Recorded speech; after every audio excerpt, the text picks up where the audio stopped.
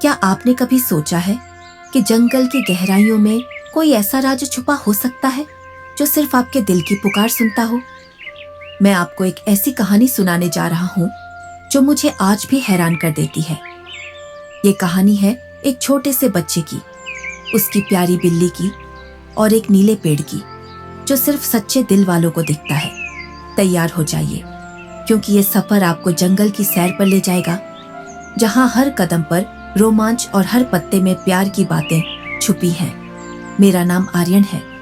हाँ, मैं वही छोटा सा जिज्ञासु बच्चा हूँ जिसके सपनों में हमेशा कुछ अनोखा घूमता रहता था। मेरे साथ मेरी सबसे अच्छी दोस्त थी किट्टू, मेरी नन्ही बिल्ली। उसकी आंखें चमकती थीं जैसे रात के तारे, और उसकी म्याऊ मेरे लिए दुनिया की सबसे प्यारी आवाज थी। हम दोनों को एक खास बात जोड़ती थी, हमें रहस्य पसंद थे, और सबसे बड़ा रहस्य था नीले पेड़ का। दादी मुझे इसके बारे में बताती थी। उनकी आवाज में जादू होता था जब वो कहती, आर्यन, वो पेड़ कोई साधारण पेड़ नहीं है। उसके पत्ते नीले हीरे जैसे चमकते हैं और उसकी जड़ों में खुशियों का खजाना छुपा है, पर उसे वही देख सकता है जिसका दिल सच्चा हो। मैं घंटों उनकी बातें सुनता और सोचता, क्या मेरा दिल इतना सच्चा है कि वो पेड़ मुझे दिखे? एक सुबह मैंने किट्टू को गोद में उठाया और कहा, किट्टू, आज हम उस नीले पेड़ को ढूंढेंगे, तैयार हो? उसने अपनी पूंछ हिलाई जैसे कह रही हो, हाँ चलो। और बस हम निकल पड़े जंगल की ओर, जहां हर पेड़ हमें बुला रहा था। जंगल सचमुच जादुई था। ऊंचे ऊंचे पेड़ों की छांव में सूरज की किरणें छुपम छुपाई खेल रही थी। रंग बिरंगे फूल हवा में मुस्कुरा रहे थे, गिलहरियां फुदक रही थीं, तितलियां उड़ रही थीं, और खरगोश झाड़ियों में छिपकर हमें देख रहे थे। किट्टू कभी किसी तितली के पीछे दौड़ती तो कभी पत्तों से खेलती।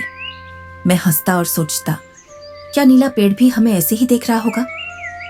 रास्ते में एक बूढ़ा आदमी मिला। उसकी सफेद दाढ़ी हवा में लहरा रही थी। मैंने पूछा, दादाजी, क्या आप नीले पेड़ के बारे में जानते हैं? उसने गहरी सांस ली और कहा, हाँ बेटा, पर वो पेड़ हर किसी को नहीं दिखता। उसे देखने के लिए दिल में सच्चाई होनी चाहिए और दूसरों के लिए प्यार। मैंने उसकी बात सुनी और मन में ठान लिया, मेरा दिल साफ है, मैं सबको प्यार करता हूँ, मुझे वो पेड़ जरूर मिलेगा। हम आगे बढ़े। जंगल गहरा और रहस्यमय होता जा रहा था।